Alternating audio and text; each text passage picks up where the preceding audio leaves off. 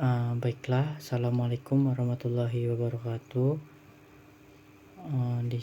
Pada kesempatan kali ini saya akan menjelaskan pada mata kuliah akuntansi keuangan lanjutan, yang dimana materinya itu tentang pengaturan bersama pada bab 12. Terima kasih juga kepada dosen pengampu mata kuliah akuntansi keuangan lanjutan, yaitu Ibu Indah Oktari Wijayanti. Perkenalkan, nama saya juga Fahri Ferdiansa dengan NPM C1C023178. Baiklah, langsung saja saya jelaskan untuk materi bab 12 kali ini, itu pengaturan bersama. Baiklah, untuk yang pertama itu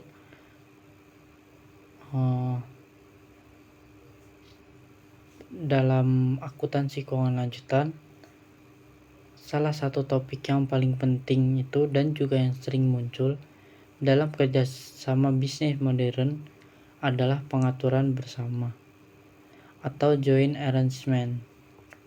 Konsep ini menjadi sangat relevan karena banyak perusahaan tidak lagi berdiri dan juga bergerak sendiri.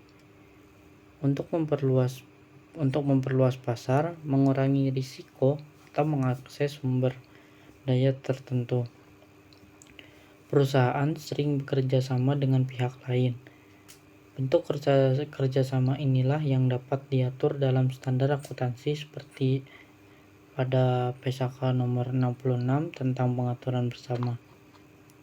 Pengaturan bersama dapat dipahami sebagai perjanjian kontraktual antara dua pihak atau lebih yang telah memberikan pengendalian bersama atau suatu aktivitas ekonomi. Pengendalian bersama berarti keputusan strategis mengenai aktivitas tersebut harus disetujui oleh semua pihak yang terkait dengan berbagai kontrol, bukan hanya dengan satu entitas saja. Dengan kata lain, tidak ada satu pihak pun yang berkuasa secara dominan oleh semua keputusan yang telah ditentukan secara kolektif ataupun bersama. Dalam standar akuntansi, terdapat dua jenis utama pengaturan bersama, yaitu yang pertama ada operasi bersama atau joint operation, dan juga ventura bersama atau joint venture. Keduanya sering kali disamakan, padahal memiliki perbedaan yang cukup mendasar atau signifikan. Pada operasi bersama, para pihak memiliki hak atas aset dan juga kewajiban atas liabilitas.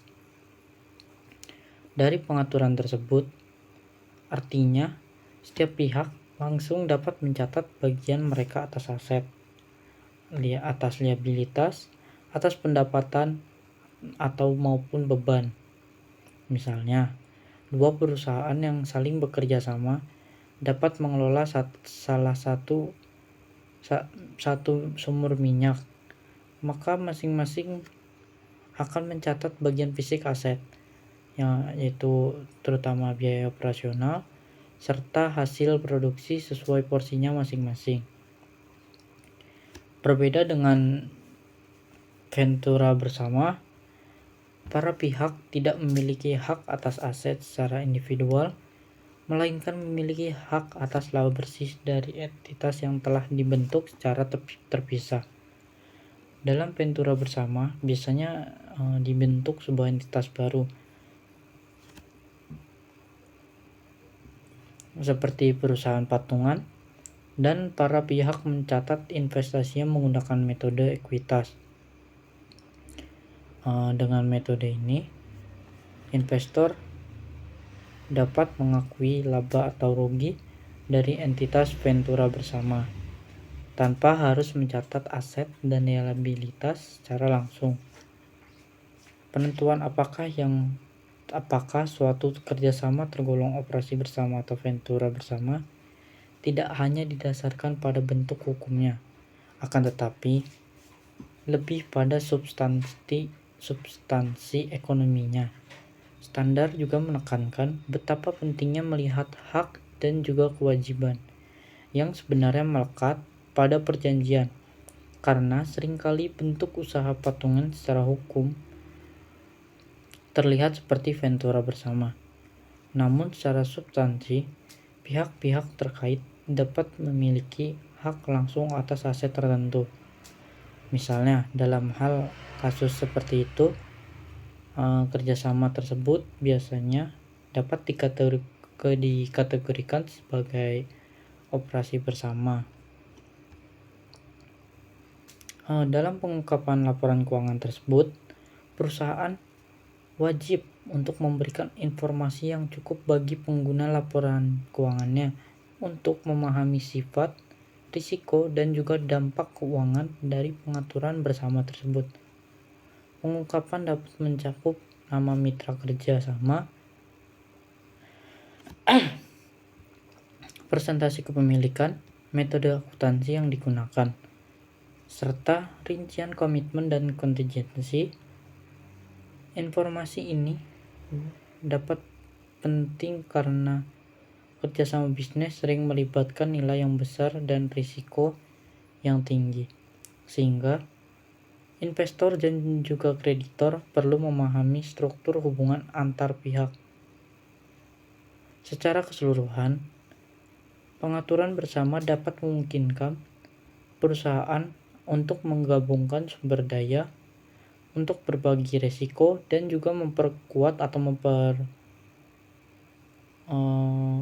meng-up posisi bisnis mereka, posisi kelas bisnis mereka. Namun, agar transparansi tetap saling terjaga, standar akuntansi juga menuntut perusahaan untuk mengakui dan juga mengungkapkan kerjasama tersebut secara tepat dan juga sesuai hak dan kewajiban masing-masing dari pihak tersebut.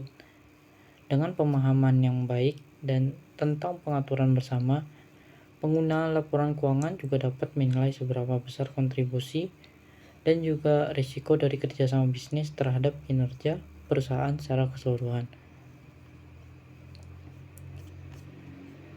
Baiklah. Demikianlah yang dapat saya sampaikan pada materi 12 mengenai pengaturan bersama. Baiklah, terima kasih atas waktunya. Demikian yang dapat saya sampaikan. Kurang lebihnya mohon maaf. Wassalamualaikum warahmatullahi wabarakatuh.